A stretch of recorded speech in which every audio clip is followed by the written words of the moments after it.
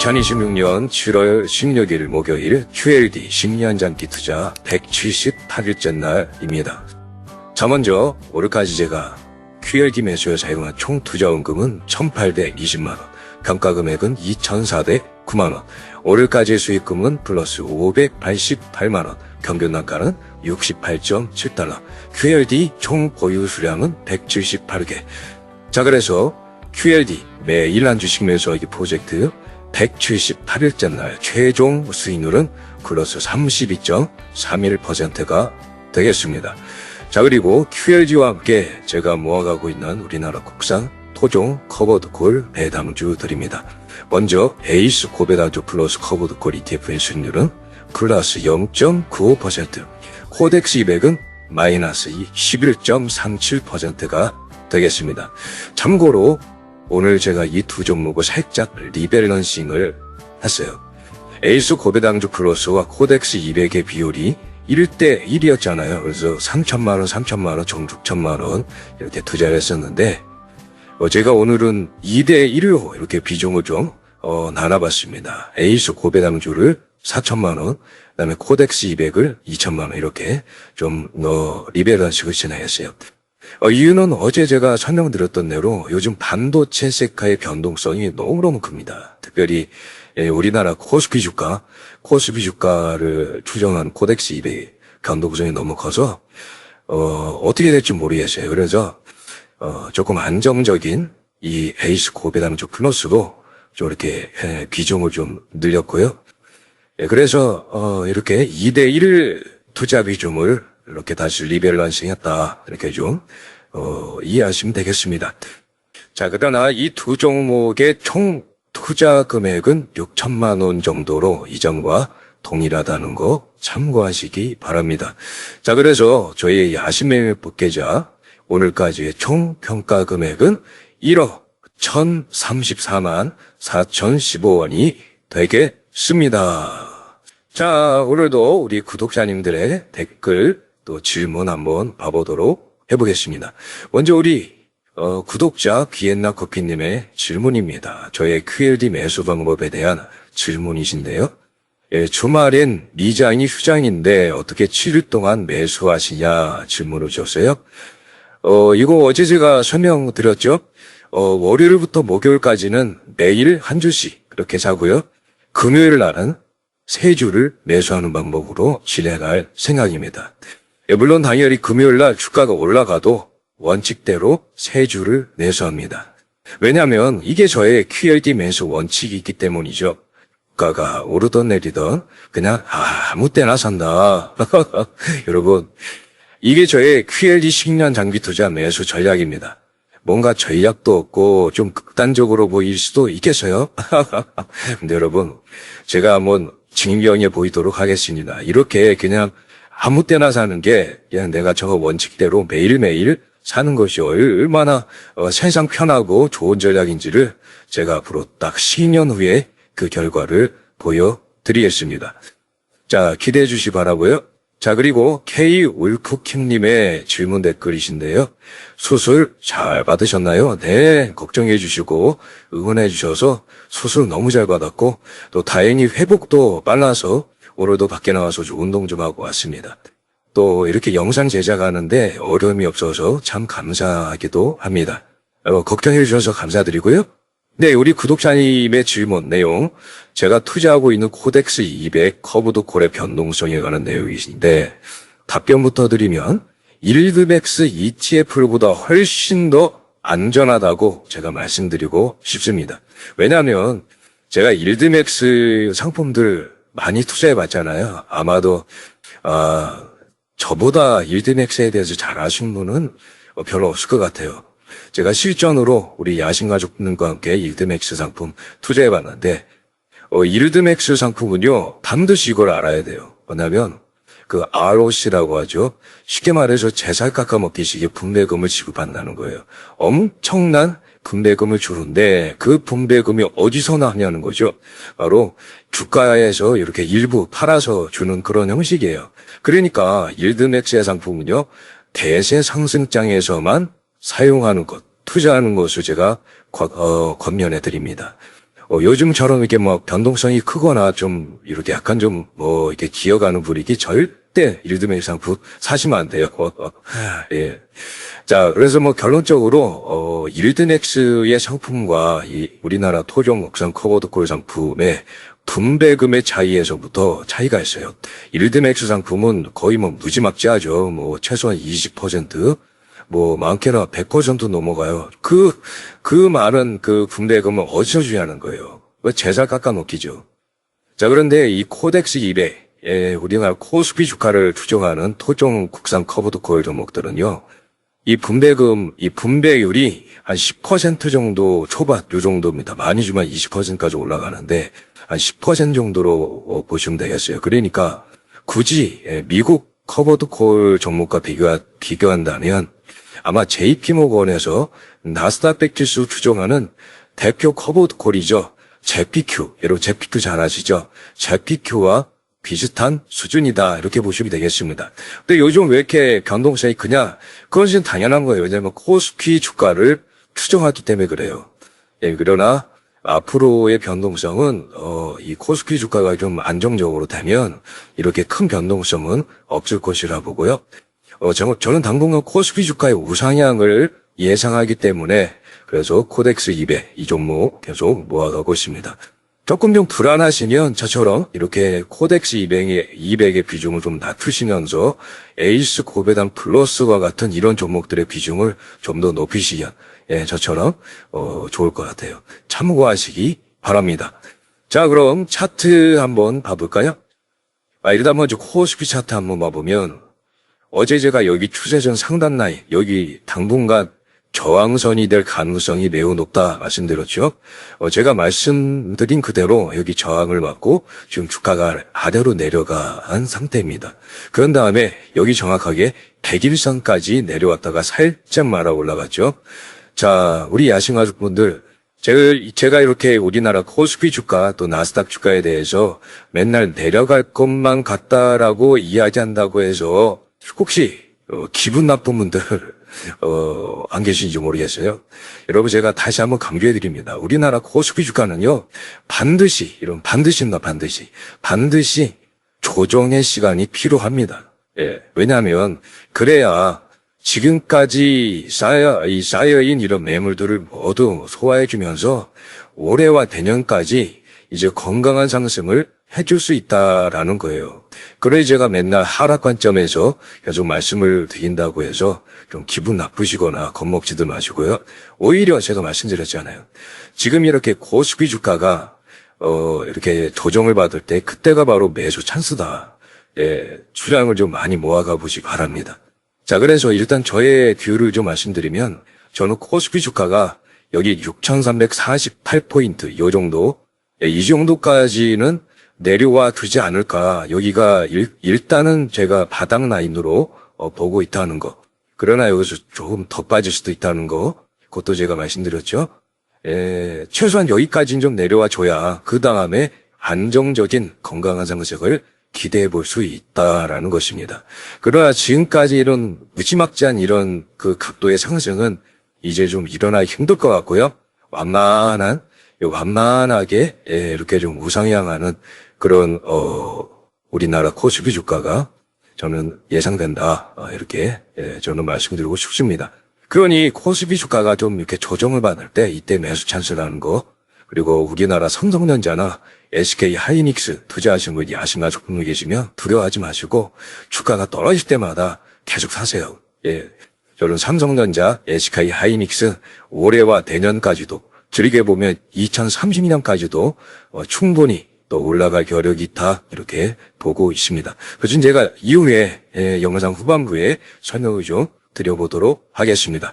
자, 그 다음에 나스닥 100 선물 차트도 한번 봐보면 여러분 우리나라 코스피에 비해서 미국 나스닥 시장은요 정말 조용하죠. 우리나라 코스피가 매운맛이다 이렇게 말씀드린다면 미국 나스닥은 진짜 순한 맛이죠.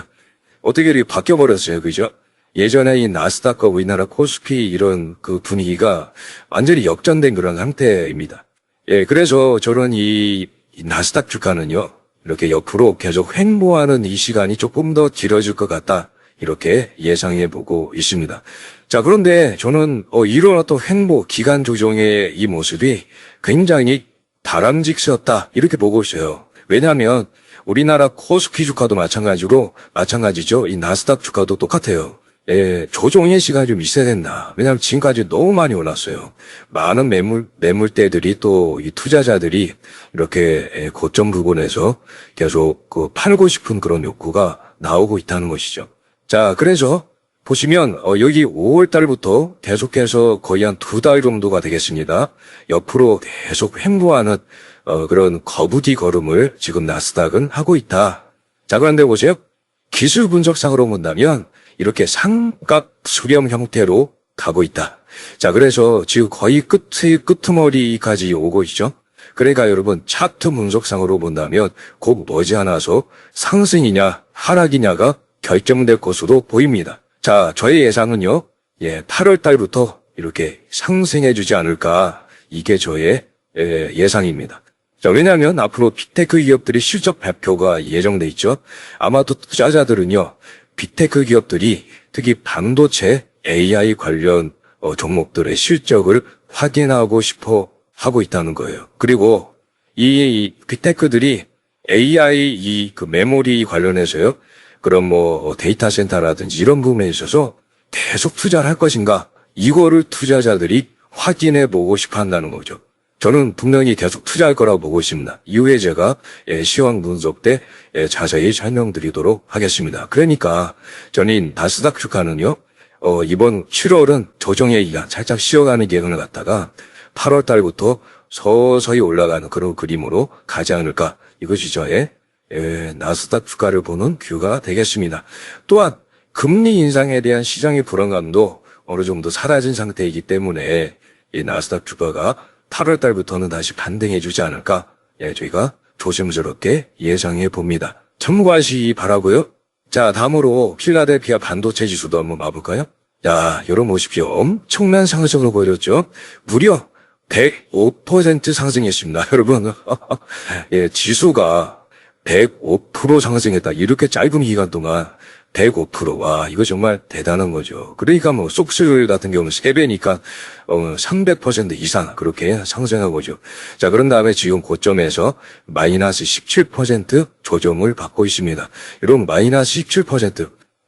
제가 볼 때는 조금 더 떨어져야 되지 않을까 싶습니다. 그러니까 개인적으로 저는요, 이 반도체 지수, 필라델피아 반도체 지수가 조금 더 조정을 받아야 된다.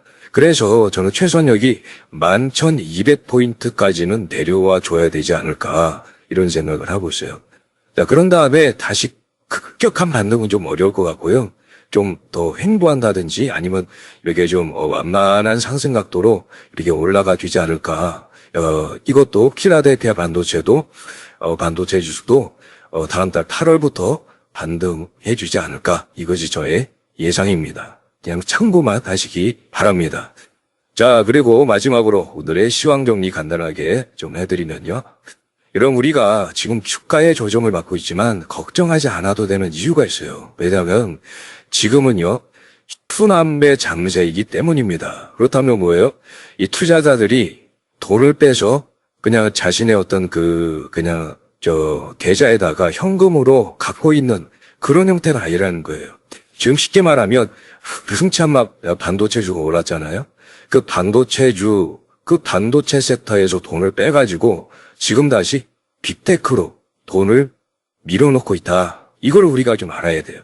자, 그렇기 때문에 좀 이 반도체 주가가 좀 떨어진다고 해서 여러분 겁먹을 필요가 전혀 없다. 오히려 좋은 주식을 싸게 살 수 있는 그런 기회로 삼으시면 되겠습니다. 자, 그래서 앞으로 빅테크들은요, 변함없이 이 AI 산업을 위한 데이터 센터 건설 계속해서 투자를 이어나갈 거라는 것이 전문가들의 예상입니다. 뿐만 아니라 지금 빅테크 기업들의 펀더메탈 여전히 견고하고요. 또 주가가 여러분 대세하락장을 이렇게 가려면요. 경기 침체에 대한 뭔가가 나와야 되는데 그런 그림이 전혀 없어요. 지금 빅테크 기업들 너무너무 잘 나가고 있습니다. 미국 경제 탄탄합니다. 인플레이션 잡혀가고 있습니다. 그러니 여러분 걱정할 필요 있습니까? 없습니까? 없다는 거예요. 그렇기 때문에 요즘 주가가 힘이 없고 이게 좀 횡보하거나 하락할 때 그때가 바로 매수 찬스가 된다라는 것입니다. 자, 그렇다면 왜 요즘 이렇게 주가가 횡보하고 그럴까? 뭐 많은 이유가 있겠지만 오늘은 제가 이거 좀 설명드리고 싶습니다. 바로 빅2와 레버리지 때문입니다. 요즘 우리나라 사람들 모이면 주식 얘기 합니까 안 합니까? 하죠. 어떤 얘기를 주로 해요? 막 죽겠다 뭐 이런 얘기 하잖아요. 그죠? 자, 그런데 그 빅2를 했던 그 시기가 있어요. 모이면 주식 얘기, 뭐 삼성전자 샀냐 안 샀냐, 뭐 여러분 그랬잖아요. 근데 지금은요 다 죽겠다는 거예요. 왜 그래요? 이 빅2 그다음에 레버리지 때문에 그래요. 여러분 안타깝게도 개미들이 모여서 주식 얘기만 할 때 내가 뭐 얼마를 벌었니 막 이럴 때 있죠. 그때가 바로 고점이에요. 인간 지표. 그런 다음에 지금처럼 개미들이 주식을 내던질 때 이때가 바로 바닥일 가능성이 매우 크다. 여러분 그래서 제가 자꾸 이 바닥 얘기를 하고 있고 이번 7월까지만 견디면 8월부터 반등할 수 있다. 제가 말씀드린 그 이유 중에 하나도 바로 이 인간 지표 때문입니다. 우리나라 코스피 주가, 그다음에 나스닥 지수도 어느 정도 바닥권으로 진입했다. 저는 이렇게 보고 있습니다. 그래서 이번 7월까지만 우리가 좀 견디고 또 추가 매수 진행하다 보면 다음 달 8월부터 다시 한번 주가의 랠리가 일어나지 않을까 제가 예상해 보고 있다는 것입니다. 그러니 우리 야생가족분들 혹시 빚내서 투자하시는 분도 계십니까? 여러분 빚투 안 됩니다. 예, 빚투 하지 마세요. 예, 빚투 위험해요. 저도 빚내서 투자 많이 해봤는데 정말 신기하게도 빚내서 투자하는 그 시점이 고점이었다라는 거예요. 여러분 그래서 늘 언제나 여윳돈을 가지고 투자한 그런 습관을 꼭 가져보시기 바랍니다.